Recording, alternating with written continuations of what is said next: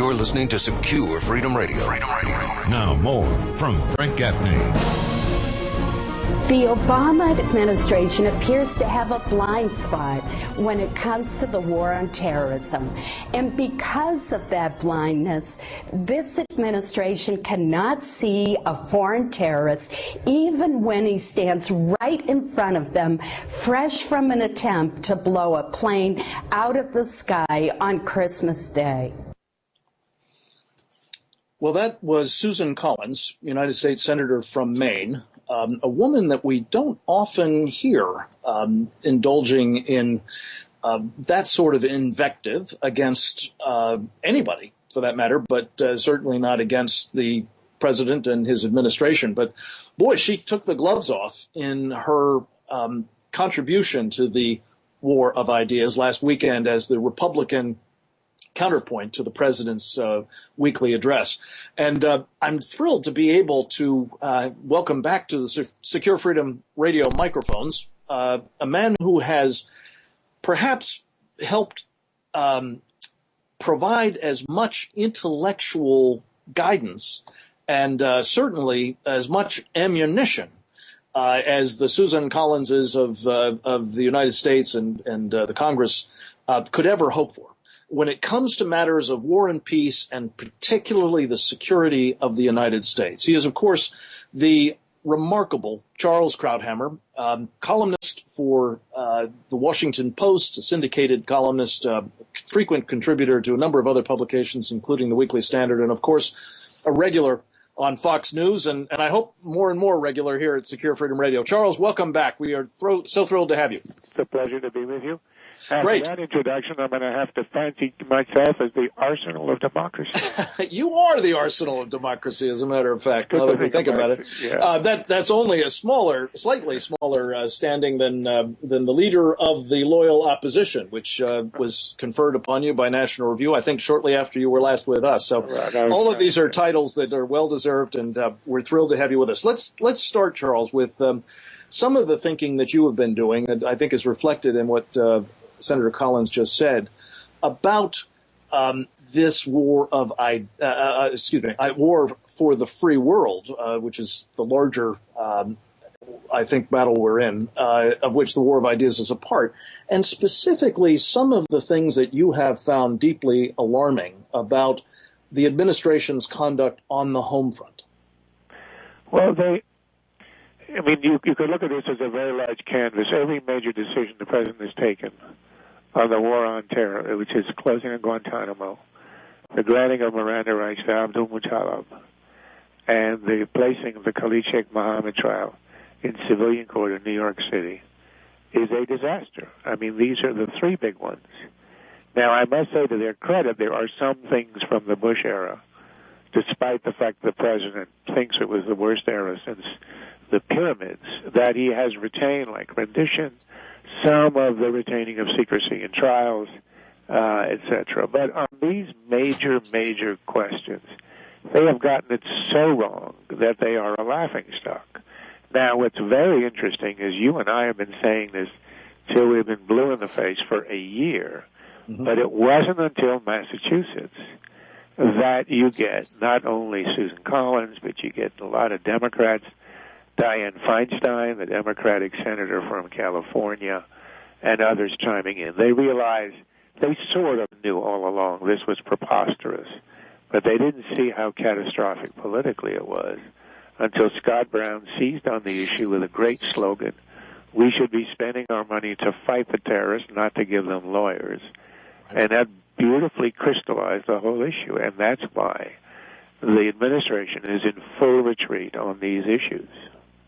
Yeah, and it is interesting, Charles, as I know you've observed, and others, including our friend Andy McCarthy, that the campaign Scott Brown waged was very much focused on this particular problem. As a I guess 30-year veteran of the National Guard, he appreciates full well the implications of these kinds of actions for our security, and he decided to really take it to the people, and he tapped into, as you indicated, a very rich seam indeed, and one that apparently has caused some people to do some rethinking, including, it seems, the Obama administration, at least with respect to the wisdom of having this trial of Khalid Sheikh Mohammed in New York. Do you think, Charles Krauthammer, that we're going to see them simply try to find some other civilian venue, or are they going to be reduced to doing what they should have done in the beginning, which is conduct this trial in a military commission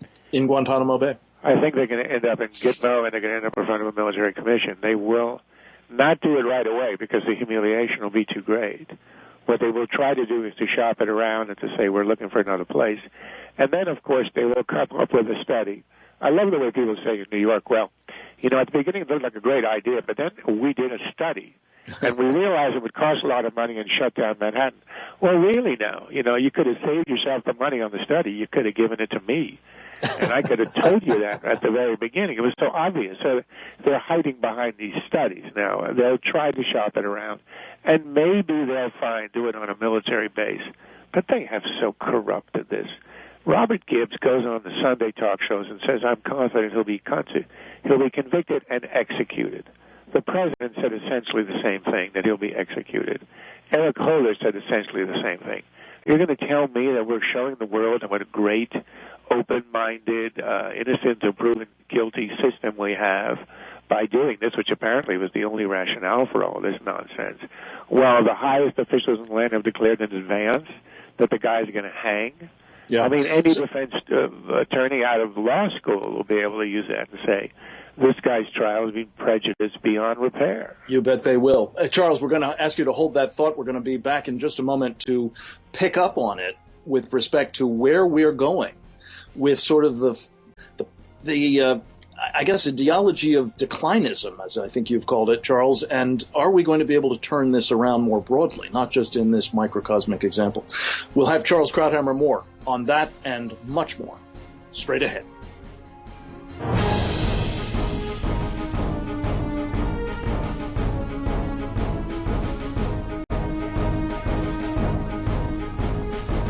You're listening to Secure Freedom Radio. Freedom Radio. Now more from Frank Gaffney.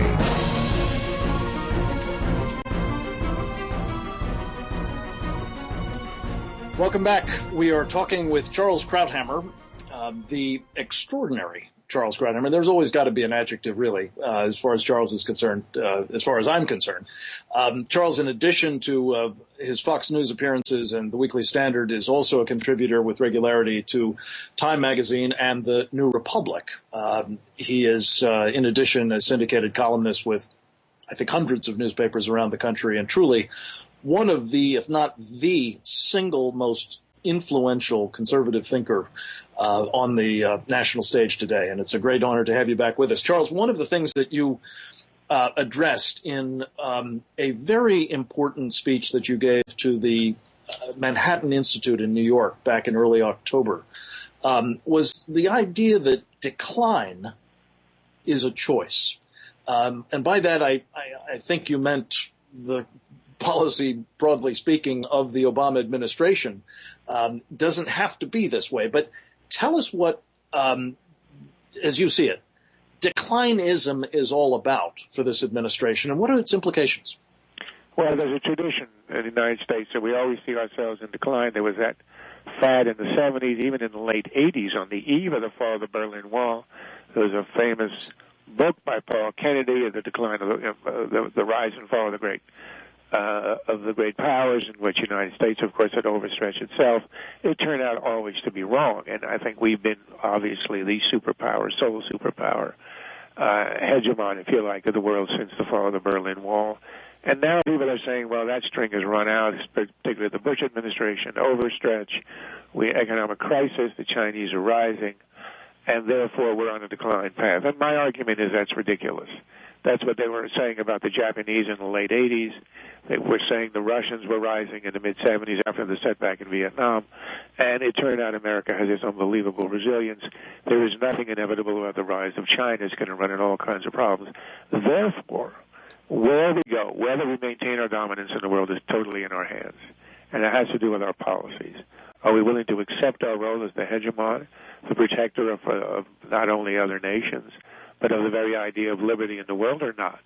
And if we are, I think we're going to do well as long as we manage our economy, which we are quite capable of doing, although I don't think that this administration is doing it rather well if you look at the budget that was released today.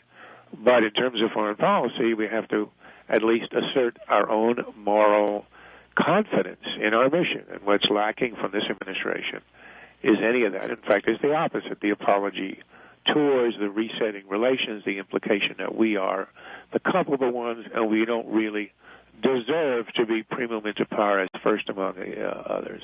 Yeah. And this administration's been in retreat everywhere, with Iran in a humiliating and really embarrassing way abandoning essentially the people in the streets and taking the side of the mullahs, with China really bowing and scraping, with the Russians reset, betraying our East European allies to win favor with the Russians, and for no effect. Mm-hmm. We have gained nothing. They haven't helped us with Iran. And in the very end, the reason I'm optimistic is this, even though I'm just giving you a string of pessimism. The American people have common sense and deeply rooted values. And they do not let this happen. Now, they can't stop it all in the short run. Obama had his first year, and he was elected, of course. But look what happened in Massachusetts. This country will not stand for that. And in the end, if he continues on this path, and the fruits of it will become more and more evident, one retreat after another, no one has any respect or fear of Obama at all. There'll be a corrective. There'll be either a change in Congress or in 2012, a change in the presidency. Yeah. Charles Krauthammer, you've touched on a very important point, which is that there will be consequences. Now, that happens to be a pretty close parallel to what the president said would happen to Iran in his State of the Union address if they persist in this behavior. But I think you mean real consequences as opposed to what I'm afraid the Iranians perceive he means. The consequences will be for us. Yeah, exactly. Everything we care about is going to collapse. I mean, with Iran, does anybody imagine that Obama's engagement, does even Obama believe, that's what I wonder, his engagement is going to slow down their pursuit of nukes? The president himself said that the facility they found, the secret facility for enrichment in Qom, is totally incompatible with civilian use. Well, there is only one other use, military use. Right. So, but Obama says we're waiting for them to prove to us their peaceful intentions. That's ridiculous. You've already said yourself they built a gigantic facility for obviously military uses.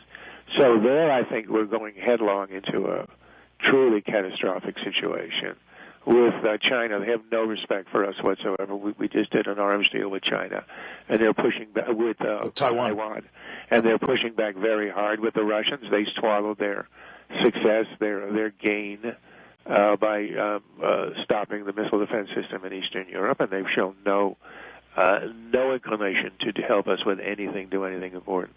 And, of course, in the Middle East, he's stymied all negotiations with a really, really adolescent kind of approach, which is blowing up in his face, and which he knows has. They're dead in the water on anything in the Middle East. So the consequences will be seen in terms of the failure of his own policy. Charles, let's drill down on two things that are of great concern to me in this regard. One is, and I think you've touched on it in your both your speech and the version of it that you published in the Weekly Standard shortly thereafter, the sort of imbuing of the United Nations and sort of the transnationalist agenda more broadly, a degree of importance and our deference on our part to it that can only diminish further the sovereignty that is, at the end of the day, the ultimate guarantor of the will of the American people. And I wonder whether you're as concerned as I am when you see things like the UN Human Rights Council adopting with American co-sponsorship a resolution not only prohibiting speech that offends Islam, but that would criminalize it. This seems to me to be a very long step towards a diminution of our First Amendment rights, to say nothing of our sovereignty more generally. I agree with you. I think Obama's obsequiousness at the UN and his, again, adolescent utopian belief in it. Look, you can excuse FDR for believing in the UN. It didn't exist. It was an idea. They were coming out of World War II, and they had this fantasy of a universal organization. That was 60 years ago. And in the absence of any empirical evidence, you can't blame him for the dream. We've had 60 years of experience with this. It's a playpen for dictators. Right. And to watch Obama just revel in the applause of these thugs when he gave his speech in the General Assembly, a rabble of which he should have had complete disdain, and where he should have treasured a non-responsive liver silence. Instead, he wallowed in their applause. Is unbelievably disturbing. I mean, who needs the approbation of these thugs, and why do you want to ingratiate yourself to them? Yeah. Why do you think he won the Nobel Prize? Precisely for doing that.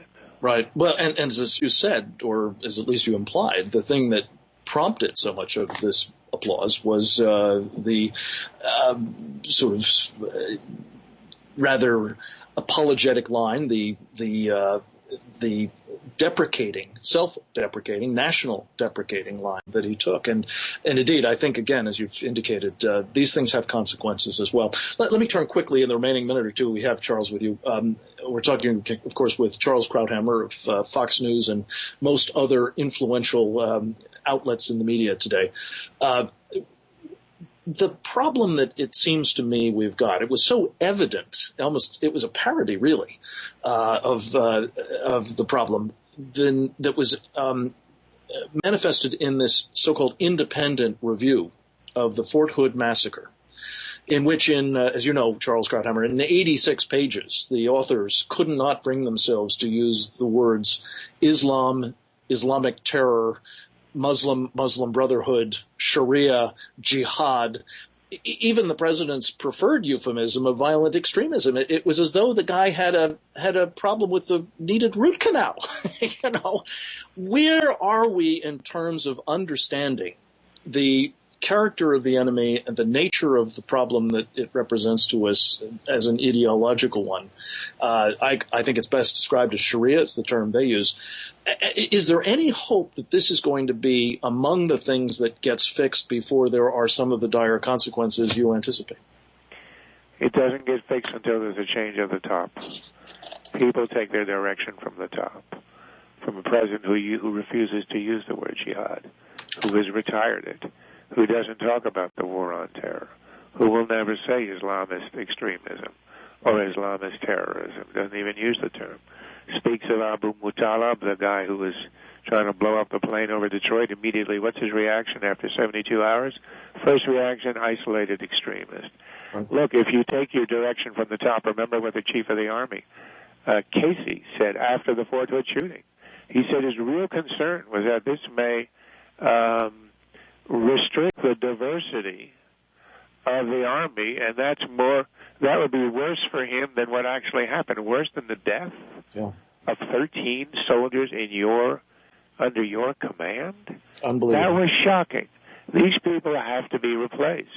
If the value you value above all is diversity, which my understanding of how they understand it is, meaning that you keep nut jobs, Islamist terrorists who give jihadist rants in grand rounds. I was a psychiatrist. I gave a grand rounds. I listened to hundreds of them, and if anybody had said that, we would have reported them within the hour. Right. So there's a guy, if that's what diversity means to him, we're in big trouble. It's got to be changed at the top. We are. Charles, we'll leave it with that. Thank you so much for joining us and for your insights both here and elsewhere, and the extraordinary contribution you make to the war of ideas every single day. We hope to have you back soon. Thank you, my friend.